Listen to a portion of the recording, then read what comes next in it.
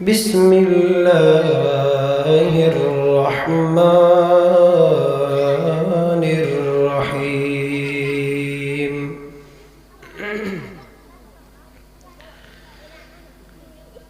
وقضى ربك ألا تعبدوا إلا إياه وبالوالدين إحسانا وقال النبي صلى الله عليه وسلم رضا الرب في رضا الوالد وسخط الرب في سخط الوالد أو كما قال عليه الصلاة والسلام. وقال الله تبارك وتعالى في كلامه المجيد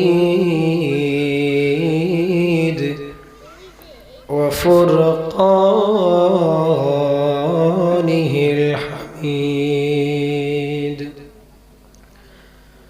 أعوذ بالله من الشيطان الرجيم. بسم الله الرحمن الرحيم. وما خلقت الجن والإنس إلا ليعبدون. صدق الله المولانا العظيم. সকল একবার দুরূদ ইব্রাহিম পড়ি, নামাজের দুরূদ পড়ি আমরা। আল্লাহুম্মা সাল্লি আলা মুহাম্মাদিন ওয়া আলা আলি মুহাম্মাদ কামা সাল্লাইতা আলা ইব্রাহিম ওয়া আলা আলি ইব্রাহিম إنك حميد مجيد. اللهم بارك على محمد وعلى آل محمد كما باركت على إبراهيم وعلى آل إبراهيم إنك حميد مجيد. رہے میرے مسکن حوالی کعبہ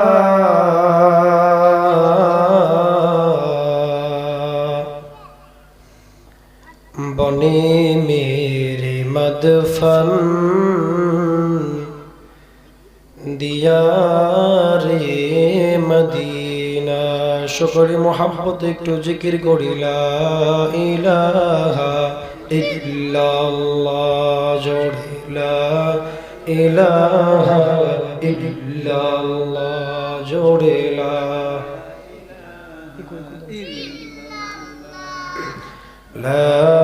ইলাহা ইল্লাল্লাহ জোরে লা ইলাহা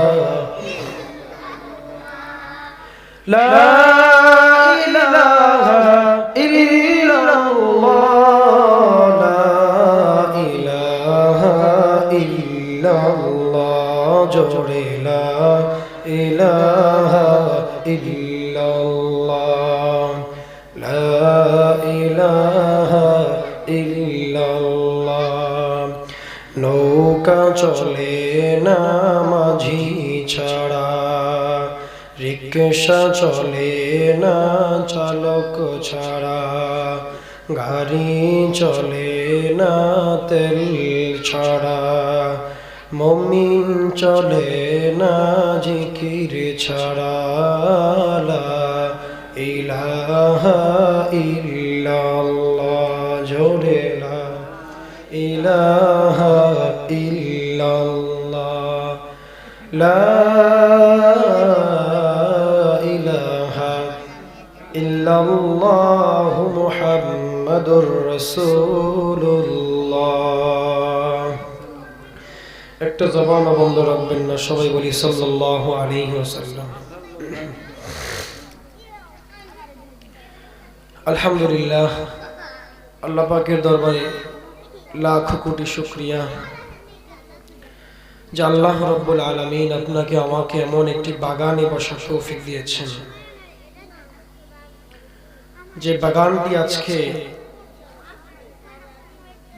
যে বাগানের আয়োজনটা হয়েছে আপনার আমার এই ইসলামপুর মাততপুর এই পাড়াগ্রামবাসীর হৃদয়ের যে আকাঙ্ক্ষা, যে ভালোবাসার যে একটা জায়গা ছিল, সেই জায়গাটির নাম হচ্ছে ইসলামপুর ইসলামিয়া মাদ্রাসা। তো ইসলামপুর ইসলামিয়া মাদ্রাসা কর্তৃক আয়োজিত 47তম বাৎসরিক ওয়াজ দোয়ার মাহফিল। আজকের এই মাহফিলে মুরব্বী প্রধান আলোচক অমূল্যবান নসিহত পেশ করবেন আমার শ্রদ্ধেয়ভাজন দাদা ভাই, এদেশের লক্ষ আলেমের আলেমী দ্বীন, এদেশের ইসলাম প্রিয় মানুষের হৃদয়ের স্পন্দন, এদেশের লক্ষ আলেমের আইডল, সকলেরই পরিচিত মুখ হযরত আল্লামা জাহিদুল ইসলাম কাসেমী দামাত বারকাতুহুমুল আলিয়া। হযরত আমাদের মাঝে মূল্যবান নসিহত পেশ করবেন। আমি শুধু আপনাদের সামনে বসেছি সামান্য সালাম বিনিময় করার জন্য, দোয়ার জন্য বসেছি।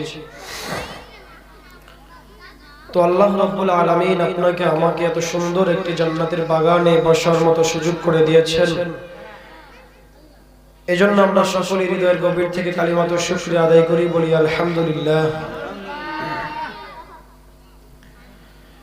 আমি আপনাদের সামনে পবিত্র কোরআনে কারীমের একটি আয়াতে কারীম তেলাওয়াত করেছি। আল্লাহ রাব্বুল আলামিন এই আয়াতে কারীমের ভিতরে ঘোষণা দিতেছেন,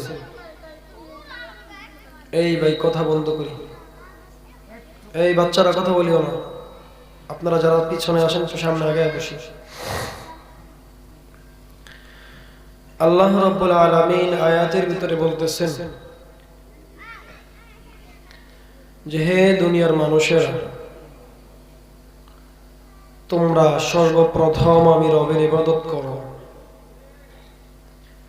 আমি রবের ইবাদতের পাশাপাশি যে সময়টুকু থাকবে, সে সময়টুকু তোমাদের অমূল্য রতন,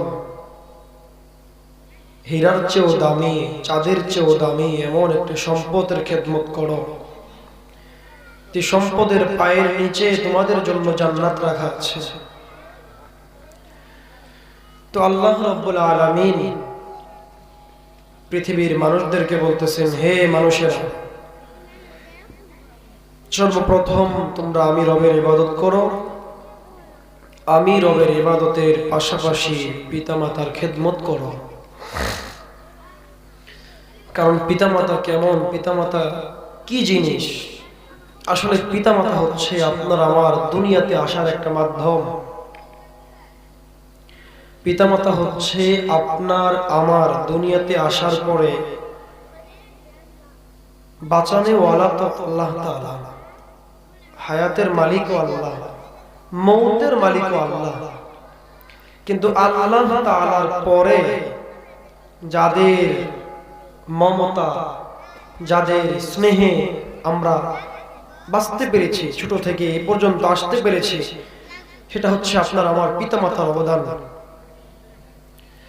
তো পিতামাতা আপনার আমার জন্য অনেক গুরুত্বপূর্ণ একটা বিষয়, অনেক গুরুত্বপূর্ণ একটা জিনিস। এই জন্যই আল্লাহ তাআলা বলতেছেন এই আয়াতের ভিতরে, ওয়াকাদা রাব্বুকা আল্লা তা'বুদু ইল্লা ইয়াহু ওয়া বিল ওয়ালিদাইনি ইহসানা। যে তোমরা পিতামাতার খেদমত করো, আমি রবের ইবাদতের পাশাপাশি তোমরা পিতামাতার খেদমত করো। পিতামাতা কেমন কেমন যত্নের জিনিস, কেমন গুরুত্বপূর্ণ জিনিস, সেটা বোঝানোর জন্য আমি আপনাদের সামনে রাসূলের অসংখ্য হাদিস থেকে আজকের এই আলোচনার উপর ভিত্তি করে একটি হাদিসে কারীম তেলাওয়াত করেছি। একটি হাদিস আমি আপনাদের সামনে উল্লেখ করেছি, পাঠ করেছি। এই হাদিসের ভিতরে রাসূল বলতেছেন, রিদা রাব্বি ফি রিদাল ওয়ালিদি ওয়া সাখাতুর রাব্বি ফি সাখাতিল ওয়ালিদ, যে যদি আল্লাহ তাআলাকে খুশি করতে চাও তাইলে সর্বপ্রথম পিতামাতাকে খুশি করতে হবে। কারণ যদি আপনি আর আমি পিতামাতাকে খুশি করতে পারি তাহলে আপনার আমার মতো উপরে আল্লাহ পাক অটোমেটিক খুশি হয়ে যাবে। এজন্য রাসূল হাদিসে উল্লেখ করলেন যে পিতামাতার খুশির ভিতরেই আল্লাহ তাআলার খুশি, আর পিতামাতার অসন্তুষ্টি নারাজের ভিতরেই আল্লাহ তাআলা নারাজ অসন্তুষ্ট। তো রাসূলের আরেকটি হাদিসের ভিতরে পাওয়া যায় যে রাসূল তার কোন একজন সাহাবীকে বলতেছিলেন, হে আমার সাহাবী, তুমি আমি রাসূলের কাছে মাপ চেয়ে কোনো লাভ হবে না, বরঞ্চ তুমি তোমার যে মাকে কাঁদিয়ে এসেছিলে সে মায়ের কাছে মাপ চাও। কারণ পৃথিবীর কোন নবী, পৃথিবীর কোন পীর, পৃথিবীর কোন ওলিয়া উলিয়া এদের পায়ের নিচে সন্তানের জন্য জান্নাত নয়, বরং পৃথিবীর সমস্ত সন্তানের জান্নাত হচ্ছে তার পিতামাতার পায়ের নিচে। এজন্য রাসূল করিম সাল্লাল্লাহু আলাইহি ওয়াসাল্লামের একজন সাহাবী ছিলেন, যে সাহাবী এত পরিমাণ সম্মানিত হয়েছিলেন শুধু মদিনার মানুষের কাছে নয়, মক্কাবাসীর কাছে নয়। যে সাহাবীর ঘটনা আজও আমরা কিতাব খুললেই পড়তে হয়, আজও আমরা মা বিষয়ে আলোচনা করলেই এই সাহাবীর নাম আমাদের চোখে ভেসে ওঠে। এমন একজন সাহাবী ছিলেন। তো আসলে এই সাহাবী এমন একজন ব্যক্তি ছিলেন, মূলত সে সাহাবী ছিলেন না, সে ছিলেন সাধারণ একজন মানুষ যার নাম ছিল ওয়াইস করণী।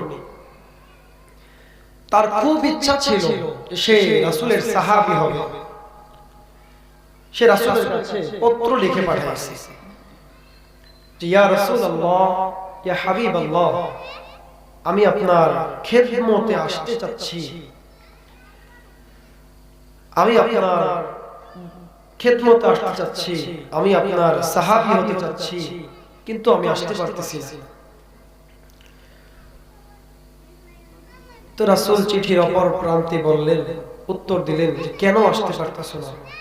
তো ওই ওয়াইস করণী যে ব্যক্তিটা ছিল সে বলতেছে, রাসূল গো, আমার মা অনেক অসুস্থ, যার কারণে আমি আসতে পারতেছি না। ওগো রাসূল, আমি কিভাবে আসবো? আমাকে একটু বলেন আপনি, আমি আমার বৃদ্ধ মা বাবাকে রেখে কিভাবে আপনার কাছে আসবো? আমাকে একটু বলেন।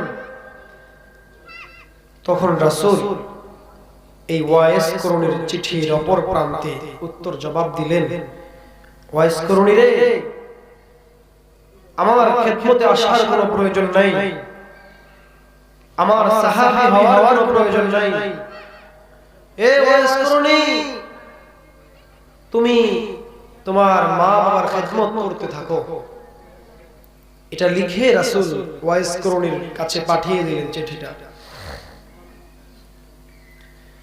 এখন ওয়াইস করণীর কাছে যখন এই চিঠি পৌঁছাইছে তখন ওয়াইস করণী দেখে রাসূল তারে বলতেছে, আমার খেদমতে আসার প্রয়োজন নাই, আমার খেদমতে না আসে তুমি তোমার পিতামাতার খেদমত করো। তো সে চিন্তা করলো রাসূলের প্রতিটা কথাই ছিল একটা করে শরীয়ত, এজন্য সে রাসূলের কথা অমান্য করে রাসূলের খেদমতে সে আসে নাই, তো রাসূল কারীম সাল্লাল্লাহু আলাইহি ওয়াসাল্লাম এমন একজন সম্মানী সাহাবী ছিলেন, তার যে সাহাবীর নাম ছিলেন হযরতে ওমর রাদিয়াল্লাহু তাআলা আনহু। তো রাসূল সেই ওমরকে বলতেছেন, ওমর, কোন এক সময় অমুক জায়গা থেকে একটা কাফেলা আসবে, যে কাফেলার ভিতরে একজন লোক থাকবে, যে লোকের নাম থাকবে ওয়াইস করুনি, তার চেহারা গঠন থাকবে এরকম, তার আকৃতি সুরত থাকবে এরকম, তার কাছে ওমর তুমি গিয়ে দোয়া চাইবে। তো এবার হযরতে ওমর রাদিয়াল্লাহু তাআলা আনহু টেনশনে পড়ে গেছে। সে চিন্তা করতেছে যে আমিও তো একটা সাহাবী, আর ওই বেটা তো রাসূলের সাহাবী না, তো আমি রাসূলের সাহাবী, আমাকে রাসূল বলতেছে ওই ওয়াইস করুনি নামক ব্যক্তির কাছ থেকে দোয়া চাইতে, কাহিনীটা কি? এখন আমি আপনাদেরকে সহজ ভাষায় বলি। যেমন আমি একটা মসজিদের ইমাম, আমাকে যদি বলা হয় এই মুসল্লির হাতে ধরে মাপ চাও, আমি টেনশনে পড়বো না? কথা বলেন, পড়বো না? অবশ্যই পড়বো। কিরে, আমি ইসলামপুর মসজিদের ইমাম সাহেব, দোষ করছে মুসল্লি, মাপ চাওয়া লাগলো আমার, বা এই মুসল্লি এমন কোন ব্যক্তি, বা আমি এমন কোন কাজ করলাম যে কাজের কারণে মুসল্লির হাতে পায়ে ধরে মাপ চাইতে হবে? তো স্বাভাবিক একটা টেনশন আসতেই পারে মাথায়। তো হযরতে ওমর রাদিয়াল্লাহু তাআলা আনহু বড় চিন্তার ভিতরে পড়ে গেছে যে রাসূল আমাকে কথা কেন বললেন?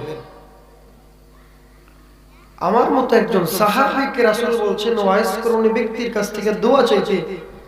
ঠিক আছে, রাসূল যেহেতু বলছে আদেশ তো মানতেই হবে।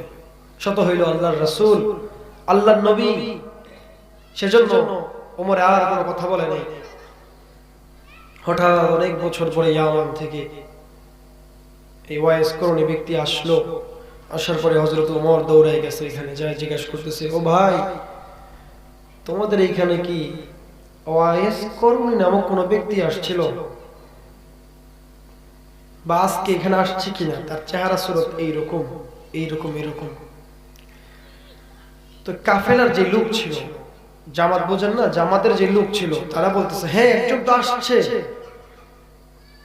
আপনি যেভাবে বলছেন তার চেহারা সুরত সবই মিলে গেছে, একজন তো আসছে এরকম, আপনি কেন দরকার, আপনি তাকে কেন খুঁজতেছেন বলেন তো? তো হযরত ওমর ডাক দিয়ে বলতেছে, যে ভাই, আমাকে রাসূল বলছে এই বেটার কাছ থেকে দোয়া চাইতে, এজন্য আমি তার এত বছর পরে খুঁজতেছি।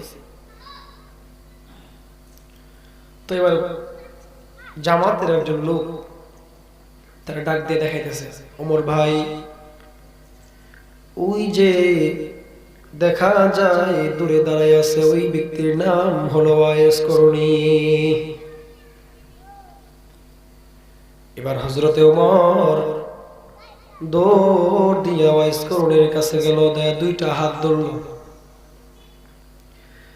দুইটা হাত ধইরা ওয়াইস করুনি নামক ব্যক্তির কাছে দোয়া চাইতেছে, ভাই আমার জন্য দোয়া করেন। আল্লাহর বান্দা ওয়াইস করুনি হযরত ওমরকে ডাক দিয়ে বলতেছেন, ওমর, আপনি এত বড় সাহাবী, আপনি এত বড় সাহাবী হইয়া আমার মতো সাধারণ একজন মানুষের হাত ধইরা কেন দোয়া চাইতেছেন? এবার ভাই আমার, হযরতে ওমর রাদিয়াল্লাহু তাআলা আনহু ওয়াইস করুনি নামক যে ব্যক্তিটা ছিল তাকে ডাক দিয়া বলতেছেন, হে ভাই,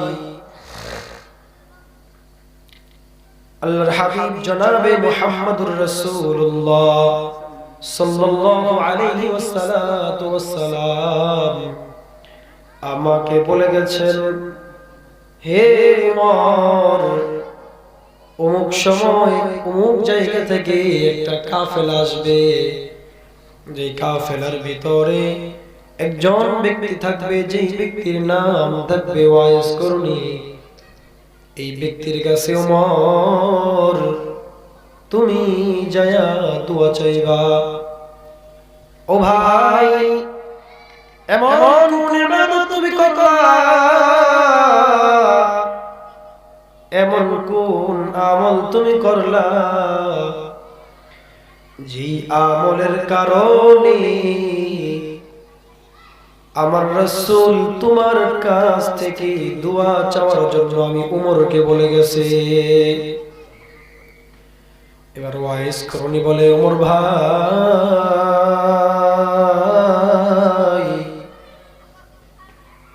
এমন কোন ইবাদত আমি করি নাই যে ইবাদতের কারণে রাসূল এই কথা বলে গেছেন। ওমর আবার জিজ্ঞাসা করলেন, ভাই এমন কি ইবাদত করছেন একটু বলেন না। এবার হযরত ওমরকে ডাক দিয়া বললে, ওমর ভাই, আমার খুব ইচ্ছা ছিল আমি রাসূলের একজন সাহাবী হব। আমার খুব ইচ্ছা ছিল ওমর ভাই, আমার খুবই ইচ্ছা ছিল আমি ওমর তোমাদের মতো একজন সাহাবী হব। কিন্তু আমি আমার বৃদ্ধ মা বাবার খিদমতের কারণে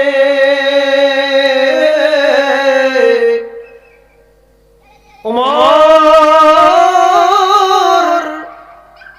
শুধু আমার বৃদ্ধ মা বাবার খিদমতের কারণে ওমর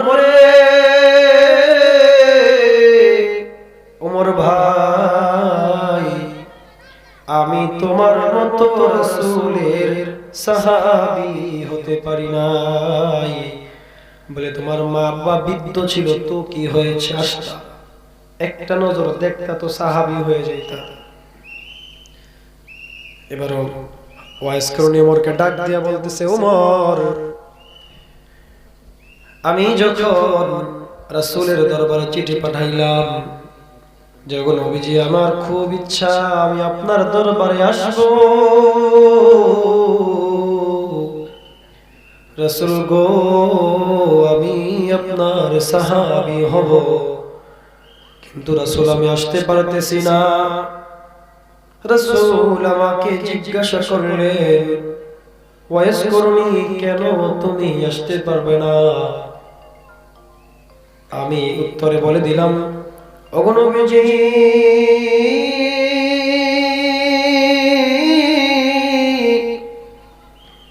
এই জন্য আসতে পারি নাই কারণ আমার মা বাবা জান্নাতুল অসুস্থ ছিল। আমি যখন আমার চিঠির অন্তরে এই কথাটুকু লিখলাম, রাসূল আমার চিঠির পিছন দিক থেকে অপর প্রান্তে উত্তর দিল, হে ওয়াইস করণী, আমি রাসূলের খিদমতে আসার প্রয়োজন নাই। তুমি তোমার বৃদ্ধ মা বাবার জান্নাতের খিদমত করতে থাকো। আল্লাহ রাব্বুল আলামিন তোমার সম্মান দুনিয়াতে নয় বরং আখিরাতেও আল্লাহ তাআলা সম্মান বাড়ায় দিবে। ওয়াইস করণী ওমরকে ডাক দিয়ে বলল,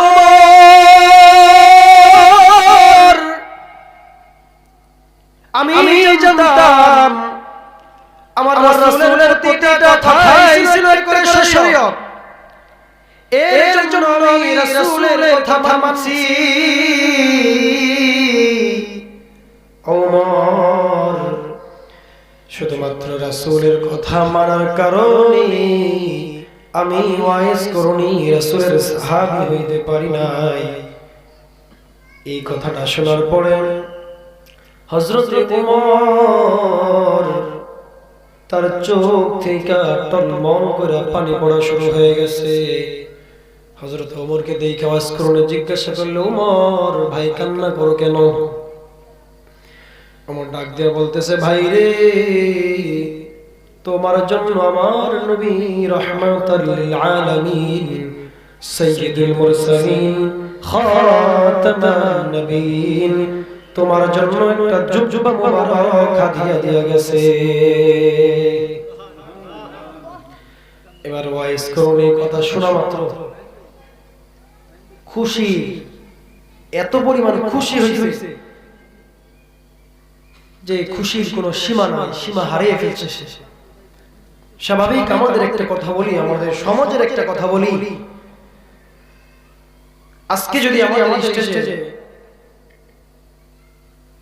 আমাদের যে সমস্ত দলগুলো আছে, রাজনীতিবিদ নেতাগুলো আছে, এরা যদি আমাদের স্টেজে এখন আইসা একজনরে বলে এই আজকে থেকে আমি পদ ছেড়ে দিলাম, আমার পদের সভাপতির চেকটা তোমারে দিয়ে দিলাম, খুশি কেমন হবে? বেশি হবে না কম হবে? একটু বলেন তো। বেশি হবে। তো ঠিক দুনিয়ার কোনো মানুষ না, সাধারণ কোনো মানুষ ছিলেন না আমার নবী। আমার নবী দুনিয়ার সাধারণ কোনো মানুষ ছিলেন না। আল্লাহ বলেন যে আমি আমার রাসূলকে মানুষের মতো বানাইছি, কিন্তু মানুষকে আমি আল্লাহ দুনিয়ার মাটি দিয়ে বানাইছি, আমার রাসূলকে আমি আল্লাহ জান্নাতের মাটি দিয়ে বানাইছি। সুবহানাল্লাহ। আমরা অনেকে শুনেছি আমাদের রাসূলের ঘাম মুবারকগুলো আরবের মানুষেরা, মদিনার মানুষেরা কাচের বোতলে রেখে দিত। কেন রেখে দিত? যখন কোনো শুভ কাজ হইতো, বিবাহ হইতো, কোনো অনুষ্ঠান হইতো, আমার রাসূলের ঘাম মুবারকগুলো সুগন্ধি হিসাবে ব্যবহার করত।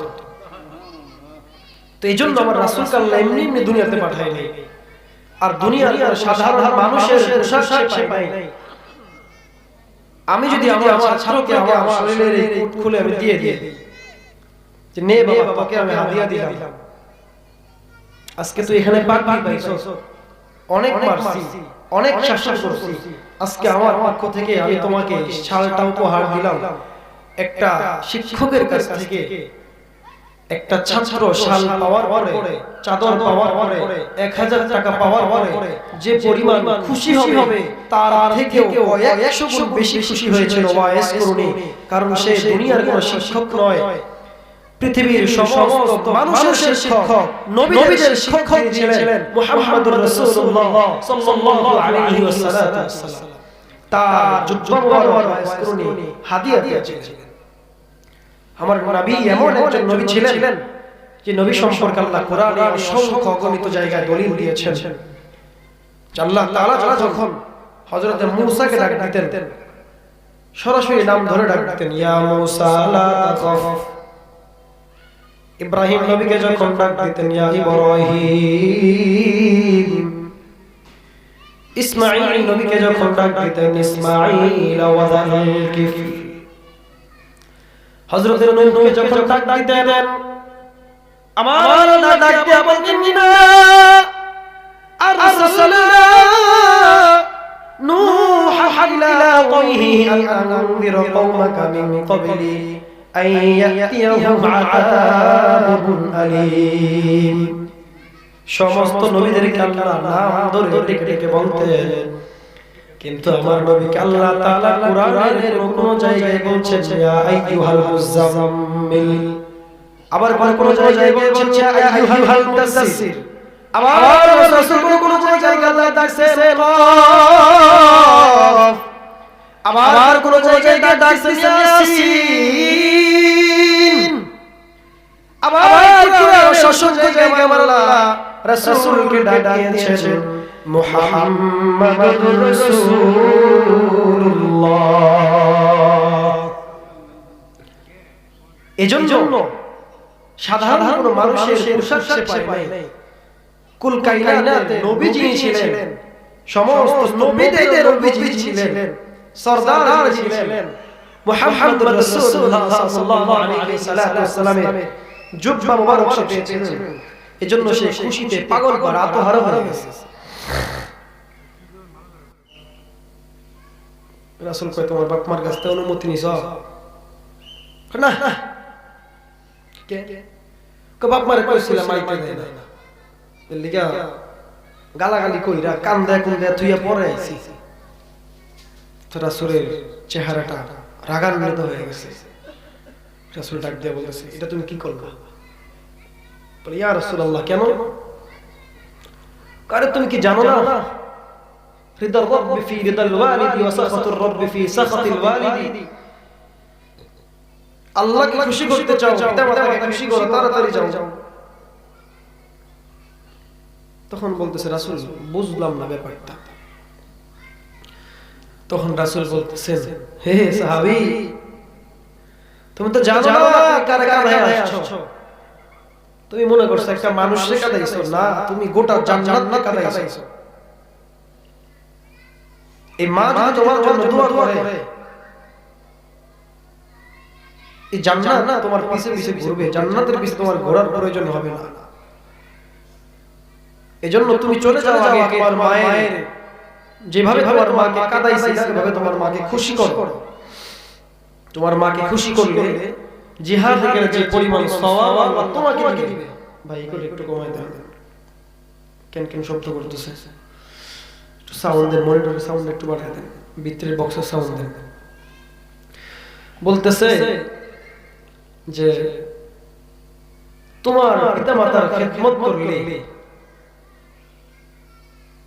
ওই যে শহীদ হয়েছে জিহাদ করে শহীদ হয়েছে, ওই জিহাদ করনেওয়ালা ব্যক্তি যে পরিমাণ সওয়াব আল্লাহ তাআলা তাকে দিয়েছিলেন, তুমি তোমার বাবা মার মুখে হাসি ফোটাও, আল্লাহ তোমার আমলনামায় একটা কবুল হজের সওয়াব লিখে দিবে। সুবহানাল্লাহ।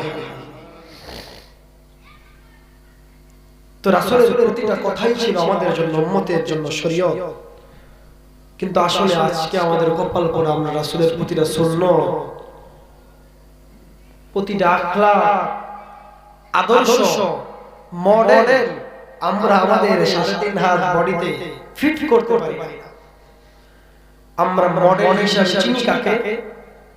আমাদের নেতা যিনি। বর্তমান সমাজের মানুষের নেতা দুইজন। হুজুররা যখন জিজ্ঞাসা করে তখন কয় আমার নেতা মুহাম্মদুর রাসূলুল্লাহ সাল্লাল্লাহু আলাইহি ওয়াসাল্লাম। আর যখন দলীয় নেতায় স্লোগান দেয় আমার নেতার চরিত্র ফুলের মতো পবিত্র, দেয় না? সামনে আগে বসে, একটু সামনে আগে বসে। তো আসলে কি ওই নেতার চরিত্র কি ফুলের মতো পবিত্র বলেন তো? ওই সমস্ত নেতারাই আবার বলে এই ওয়াজ মাহফিল করে কি লাভ, এই মাদ্রাসা ব্যাংকের ছাত্রের মতো গজায় গেছে। আপনারা আমাকে দেখান তো, আমি যে আলোচনাটুকু আপনাদের সামনে করলাম, রাসূল বলছেন আমি তোমাদেরকে বললাম তোমরা পিতামাতার খেদমত করো, আল্লাহকে রাজি খুশি করতে চাইলে পিতামাতাকে রাজি খুশি করো। আপনারা আমাকে বলেন তো যে মাদ্রাসায় পড়ছে, আলেম হইছে, এমন কোন আলেম আমাকে দেখাইতে পারবেন যে আলেমের পিতামাতা বৃদ্ধাশ্রমে আছে? আওয়াজ দিয়ে কথা বলতে হবে, দেখাইতে পারবেন? কিন্তু আমি আপনাদেরকে চ্যালেঞ্জ করব, অনেক দেখাইতে পারবো, অনেক নেতা আছে আমাদের সমাজে, অনেক পাতি চাচি রাম নেতা আছে, এদের পিতামাতা বৃদ্ধাশ্রমে পাওয়া যায়। কথা কয় না, খবর নিলে এদের পিতামাতাগুলো বৃদ্ধাশ্রমে পাওয়া যায়। আবার তারা বড় বড় লেকচার দেয়। এই ইসলামপুর মাদ্রাসায় কি লেখাপড়া হয়? ইসলামপুর মাদ্রাসায় লেখাপড়া হয় না, কওমি মাদ্রাসায় লেখাপড়া হয় না। আমাদের স্কুল কলেজগুলোতে মানসম্মত উন্নত মানের ইংলিশ স্যার দিয়া প্র্যাকটিক্যালি বুঝায় সায়েন্স বুঝায় পড়ানো হয়। আমি আপনাদেরকে বলবো এই মিডিয়ার মাধ্যমে তাদের কানে পৌঁছায় দিতে চাই, ওই সমস্ত টিচার, ওই সমস্ত নেতা, পাতি নেতা, চাচি নেতা, রাম দালালদের বলবো যারা আমাদের সমাজে ইসলামকে এদেশ থেকে মুছে দিতে চেয়েছিল, তাদের উদ্দেশ্যে কথা আমি বলবো যে আপনি যে শিক্ষাকে উন্নত মানের উচ্চ শিক্ষা বলতেছেন, ওই শিক্ষা কখনো জাতির মেরুদণ্ড হইতে পারে না। কারণ যে শিক্ষায় শিক্ষিত হইলে আপনার আমার সন্তানগুলা আপনি আমি মারা যাওয়ার পর যারা নামাজ পড়ানো তো পরের কথা ইমামের জন্য 10 মিনিট দাঁড়ায় থাকবে। ওই শিক্ষা কখনো জাতির মেরুদণ্ড হইতে পারে না। যে শিক্ষায় আপনার আমার সন্তান শিক্ষিত হইলে মসজিদের ইমাম প্রতিদিন বলতে বাড়িতে গেলে আপনার আমার সন্তান মসজিদের ইমামের দায়িত্ব পালন করতে পারে না। ওই শিক্ষা কখনো জাতির মেরুদণ্ড হইতে পারে না। যে শিক্ষায় শিক্ষিত হইলে আপনার সন্তান কোরআনকে অপমান করবে। যে শিক্ষা শিক্ষিত হয়ে আপনার আমার সন্তান পিতামাতাকে বৃদ্ধাশ্রমে দিবে। আমি মনে করি শিক্ষা কখনো জাতির মেরুদণ্ড হইতে পারে না। যদি জাতির শিক্ষা জাতির উন্নত মানের শিক্ষা দেখাতে চাও আমি বলবো এই পাড়াগ্রামের মুসলমান ইসলামের মুসলমান ইসলামী আমাদের দেশে আসো দেখো জাতির উন্নত মানের শিক্ষা দেওয়া হয়। কারণ আমরা দেখিয়েছি আমাদের ছোট বাচ্চারা 2 রাকাত নামাজ একটি মাসআলা সেটা বলতে পারে। আপনারা দেখেছেন আমাদের মাদ্রাসার শুধু আমাদের মাদ্রাসা নয়, আমাদের মাদ্রাসাগুলো যে সমস্ত মাদ্রাসা আছে আমাদের ছাত্রগুলো কি সুন্দর করে রাসূলের হাদিস পড়তেছে, কোরআন তেলাওয়াত করতেছে, রাসূলের দুরূদ কি সুন্দর করে পড়তেছে। কিন্তু যারা বলে এই মাদ্রাসার শিক্ষা এটা জাতির মেরুদণ্ড না, আমি তাদেরকে বলবো তোমরা আসলে মানুষ না। মানুষ যদি হইতা মাদ্রাসার বিরুদ্ধে কখনো আন্দোলন কথা বলেন ঠিক না। কারণ এই মাদ্রাসা থেকে আমরা জঙ্গি বোমাবাজ রাইফেল গুলি করতে নাই না। আমরা আমাদের মাদ্রাসা থেকে ইসলাম মাদ্রাসা থেকে ছাত্রদেরকে রাজাকার বানাই না। আমাদের মাদ্রাসা থেকে আমরা এই ছাত্রগুলোকে আমরা এদেরকে বোমাবাজ বানাই না, ককটেল বানাই না। আমাদের সন্তানগুলোকে আমরা কোরআনের হাফেজ বানাই। যে হাফেজের মাথায় আজকে আপনাদের সামনে পাকড়ে দেওয়া হবে। তাহলে আপনারা বলেন কোনটা জাতির উন্নত মানের শিক্ষা? যে শিক্ষায় শিক্ষিত হইলে আপনার আমার সন্তান কোরআন শুদ্ধ করতে পারে না। যে শিক্ষায় শিক্ষিত হইলে আপনার আমার সন্তানগুলো আমি আর আপনি বিধবা হয়ে যাওয়ার পর আপনাকে আমাকে লাথি মেরে বৃদ্ধাশ্রমে রাখে। ওই শিক্ষা কি যে মেরুদণ্ড নাকি যে শিক্ষায় আপনার আমার সন্তানকে ইসলাম মাদ্রাসায় পড়াইয়া শিক্ষিত বানাইলে আপনার আমার সন্তানগুলো আমি মারা যাওয়ার পর জানাজা নামাজের জন্য দেরি করবে না, ইমাম আসার জন্য দেরি করবে না। যে শিক্ষায় শিক্ষিত হইলে আপনার সন্তানগুলো মসজিদের ইমাম যদি খবর না থাকে ইমামের জন্য দেরি করবে না, সামনের কাতারে দাঁড়াইয়া আল্লাহু আকবার দিয়া আলহামদুলিল্লাহ থেকে শুরু কইরা নামাজ সম্পন্ন করবে। এবার আপনাদের কাছে আমি বিচার চাই কোনটা জাতির মেরুদণ্ড? ইসলামিক শিক্ষা মেরুদণ্ড নাকি জেনারেল শিক্ষা মেরুদণ্ড? বলেন আপনারা আওয়াজ দিয়ে বলেন। তাহলে তারা এই কথাগুলো ভাবে বলে এই কওমি মাদ্রাসা বলে ব্যাংকের সারসার মজা হইছে, বলে না এরকম বলে না? এই মাদ্রাসাগুলো কার ঘর? বলেন তো আওয়াজ দিয়া। আল্লাহর রাসূলের ঘর। আওয়াজ দিয়ে বলেন কার ঘর? যারা এই সমস্ত কথাগুলো বলে আমি এদেরকে মানুষ বলে মনে করি না। এরা আমাদের সমাজের শয়তান। শয়তান বললে একটু সমস্যা। এরা আবার শয়তান ঠিক আছে, এদের নামের আগে একটা টাইটেল আছে কমুনি। এরা শয়তান কথা সত্যি, অশিক্ষিত না, এরা শিক্ষিত শয়তান। পীর গিরিয়ার রাজা রোজা চলছে দেশের জজরিয়া, শিরক বিদআত ভণ্ডামিতে দেশে গেছে ভরিয়া। গাঞ্জার কোকি টানমারিয়া, গাঞ্জার কোকি টানমারিয়া দেখায় জালসাওয়ালা। শিক্ষিত শয়তান অশিক্ষিত শয়তান, ঠিক কিনা? আলেম নামের মানুষ টাকার পিছে পড়িয়া স্বার্থের জন্য দৌড়াইতেছে কোরআন হাদিস ছাড়িয়া। নাই কথা কয় না, সমাজে নাই। এবার ওই যে উন্নত মানের শিক্ষা আছে না, উন্নত মানের শিক্ষা নিয়ে একটা লাইন বলি, শুনবেন?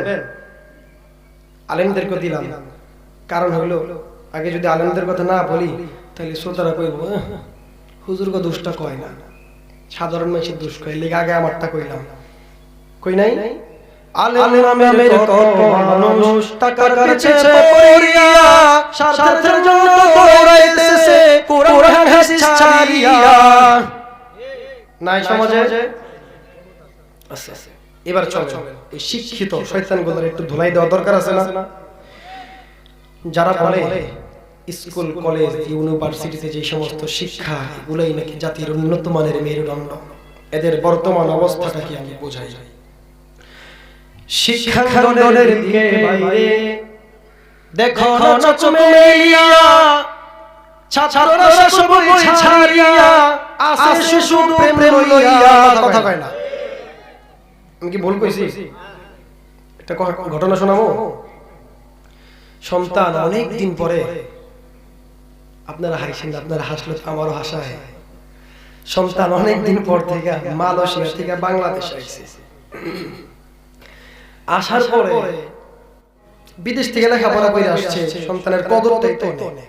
যেমন আমার বাড়ি গাজীপুর, আমি থাকি মানিকগঞ্জে, প্রায় অনেক দিন ধরে যাওয়া হয়। এখন যদি হঠাৎ যাই তো বাবা মা শ্বশুর শাশুড়ি এদের কাপ প্যান্ট ভালো পাওয়া যাবে না। আর যদি দেশের বাইরে হয়, প্রবাসী হয়, আপ্যায়নের তো কোনো কথাই নাই, মাথা ধরে রাখে। তো সন্তান অনেক দিন পরে আসছে, আসার পরে বাপে রাতে 3টা বাজে উঠছে। কয়টা বাজে? আওয়াজ দিবেন, কয়টা বাজে? 3টা বাজে। ওইটা যখন পোলার ঘরের সামনে দিয়ে যাইতেছে, তখন দেহে পোলায় কম্বল মোড়া দিয়া মোবাইল একটা শয়তানের বাক্স একটা দইরা প্রেমিকারে কইতাছে, জানো আই লাভ ইউ। এমনি কইতাছে। তো যখন বাপে শুনলো, বাপে কয় এই রে বাবা রে, আমার পোলা দেশে আইয়া ওরেজ দে পড়ে। বাপ তো সইরা মানুষ, গ্রামগঞ্জের মানুষ, মূর্খ সুর্খ মানুষ, বুঝে না কিছু, বুঝেন না বিষয়টা। বাপে তাড়াতাড়ি কইরা যায় না, মারা ডাক দিছে, কয় এই লাই উঠ তাড়াতাড়ি। কয় কি হইছে? আগে ক প্রতিদিন 2 কেজি দুধ আনি, এই দুধগুলা কারে খাওয়াস? কয় আমি খাই, তুমি খাও, আমরা লাই খা আর আমরা পোলাই খাই। আমার পোলা কয় দিন থাকবে? কয় 7 দিন। কয় 7 দিন 2 কেজি দুধ বাপ খাওয়াবি না, খালি 2 কেজি দুধ ধরে ওরে খাওয়াবি। কয় কে? পোলার লেগা পিতা তো উঠলে বসে গে। আমার পোলা যায় দেখ বিদেশ থেকে বাংলাদেশে আইয়া রাতে শীতের কালে কম্বল মোড়া দিয়া ইংলিশে কয় আই লাভ ইউ। আর বাপে যদি খালি বুঝতো আই লাভ মানে কি, তো এই বাবা নদীর মনে হয় ইসমিটা মিটামে পড়াইতো। কথা বলেন ঠিক না?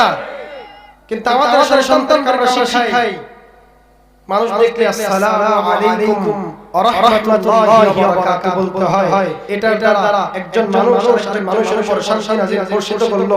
আল্লাহর কাছে বলল, আল্লাহ আমার এই ভাইয়ের উপর তোমার রহমত নাযিল করো, শান্তি বর্ষিত করো। অমুক ভাই আমার সালাম দিল, ওয়া আলাইকুমুস সালাম ওয়া রাহমাতুল্লাহি ওয়া বারাকাতুহু। ও আল্লাহ তোমার ওই বান্দার উপরেও রহমত বর্ষিত করো। এটা আমাদের ইসলামপুর মাদ্রাসার শিক্ষা, শুধু ইসলামপুর না, কওমি মাদ্রাসার শিক্ষা। তাহলে যারা বলে ব্যাংকের ছাতা, দেখি ব্যাংকের ছাতা তো পাড়া দিলে ডাইবা যায়। ইসলামপুর মাদ্রাসা কি পাড়া দিলে ডাববো? কথা কই না, ডাববো নি। তার মানে এটা ব্যাংকের ছাতা না, এটা দিনই একটা মার্কাজ, যেই মার্কাজ থেকে আমরা মানুষ তৈরি করি। এটা হলো মানুষ বানানোর ফ্যাক্টরি, মানুষ গড়ার কারিগর। এই মাদ্রাসায় ঢুকাইবেন সন্তানদের 2-2.5 বছর 3 বছর পরে, আজকে যেমন আমাদের ছাত্ররা পাগড়ি নেবে, ঠিক আপনার সন্তান একদিন সাদা পাগড়ি পরে আপনার মা ইজ্জত উজ্জ্বল করবে। এটাই হলো আমাদের মতো ইসলামপুর ইসলামী মাদ্রাসার মতো কওমি মাদ্রাসাগুলোর আকৃতি। এটাই হলো আমাদের মাদ্রাসার সিস্টেম। খালি ইংলিশ পড়তে পারলেই হবে না। বাবা কবরে যাও, ইংলিশ বোঝাই যায়, বুঝেন নাই? কবরে কি আল্লাহ জিগাইবো? ইংরেজিতে জিগাইবো, কি বাসো, কি খবর, সবার কেমন চলছে? আল্লাহ জিগাইবো। মার রব্বুকা, ফেরেশতারা জিগাইবো, মার দীনুকা, আমার নবিয়ুকা, তোমার নবী কে?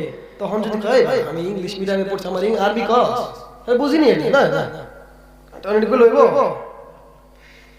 এজন্য যে শিক্ষায় শিক্ষিত হইলে আমার রাসূলের পরিচয় পাওয়া যায়, যে শিক্ষায় শিক্ষিত হইলে আমার আল্লাহর পরিচয় পাওয়া যায়, আপনাকে আমাকেও শিক্ষায় শিক্ষিত হইতে হবে। কারণ যে শিক্ষায় শিক্ষিত হইলে আপনার আমার সন্তানগুলো নাস্তিক হবে, বেঈমান হবে, এই শিক্ষায় আপনার আমার সন্তানকে শিক্ষিত করা যাবে না। এজন্য আমরা খেয়াল রাখবো, যারা বলে এই মাদ্রাসাগুলো ব্যাঙের ছাতা, এদেরকে কখনোই প্রশ্রয় দেওয়া যাবে না। কারণ মনে রাখতে হবে, আমাদের মাদ্রাসাগুলোকে যদি ব্যাঙের ছাতা বলা হয়, তাদেরকে জবাব দিতে হবে স্কুল বিশ্ববিদ্যালয়গুলো থেকে জঙ্গি বোমা বানানো হয়, আর এই কওমি মাদ্রাসা সেগুলোর তুই ব্যাঙের ছাতা কস। এইগুলো থেকে আলেম বার হয়, যে আলেমের মাধ্যমে তার মায়ের দেওয়া হয়েছিল, যে আলেমের মাধ্যমে তার বাবার দেওয়া হয়েছিল, যে আলেমের মাধ্যমে তার চাচার জানা হয়েছিল, যে আলেমের মাধ্যমে তার ভাইয়ের জানা হয়েছিল, যে আলেমের মাধ্যমে তোর জানা হবে। এই মুলাঙ্গাস নাস্তিক বেঈমান মুত্তাকিরা, যে ইসলাম মাদ্রাসা শরীফে ব্যাঙের ছাতা বলে দিচ্ছিস, মনে রাখবি এই ইসলামের মুহতামিম, এই ইসলামের ইমাম সাহেব তোর জানাজা পড়াইবে। এই রকম গরম ভাষা বলে এই সমস্ত নাস্তিকদেরকে প্রতিহত করতে হবে, এদেরকে কঠিন জবাব দিতে হবে, বুঝাইতে হবে। স্কুল কলেজ ইউনিভার্সিটির বিরুদ্ধে আমি কথা বলছি, আবার আরেক বিপদে পড়ে আল্লাহ মাফ করুন। আমি এদের বিরোধিতা করতেছি না, যেই সমস্ত টিচার, যেই সমস্ত প্রফেসর বলে এই শিক্ষাই জাতির মেরুদণ্ড, আমি তাদেরকেই বলছি, ও শিক্ষা কখনো শিক্ষিত হইলে জাতির মেরুদণ্ড হবে না। যে শিক্ষায় শিক্ষিত হইলে কুরআন পড়ে আলহামদুলিল্লাহি রাব্বিল আলামিন, কথা কয় ঠিক, আর রহমানির রহিম, মালিকা ইয়াউমিদ্দিন। এই শিক্ষা কখনো জাতির মেরুদণ্ড হইতে পারে? জাতির মেরুদণ্ডের শিক্ষার তেলাওয়াত আমি শোনাই, শুনবেন। মাথাটা একটু নিচের দিকে দেন, খুব খেয়াল করে শুনতে হবে। মাথাটা একটু নিচের দিকে দেন, একদম দিল থেকে শুনতে হবে, তাহলে বুঝতে পারবেন জাতির কোন শিক্ষায় শিক্ষিত হইলে দেশের আপনার সন্তান দেশের ভবিষ্যৎ উন্নয়ন করতে পারবে, কোন শিক্ষায় শিক্ষিত হইলে জাতির মেরুদণ্ড বোঝানো যায়। এখনই বুঝতে পারবেন। মাথাটা একটু নিচের দিকে ঝুঁকায় দেন, দিলটাকে খুলে দেন, মনে মনে চিন্তা করেন আমি 2টা মিনিট একটু কোরআনে কারিমের তেলাওয়াত শুনবো, তাইলে আমি বুঝতে পারবো আমার ভাইকে আমি ইসলামপুর মাদ্রাসায় শিবো না 5,000 টাকা দিয়ে ইংলিশ মিডিয়ামে পড়াইবো, এটা আপনি বুঝতে পারবেন। একটু মনোযোগ দিয়ে মাথাটা একটু নিচ দিকে ঝুঁকায় দেন। أعوذ بالله من الشيطان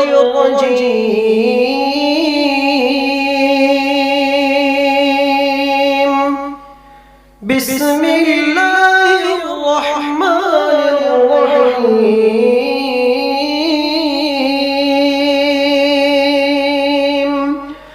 وسيق الذين اتقوا ربهم إلى الجنة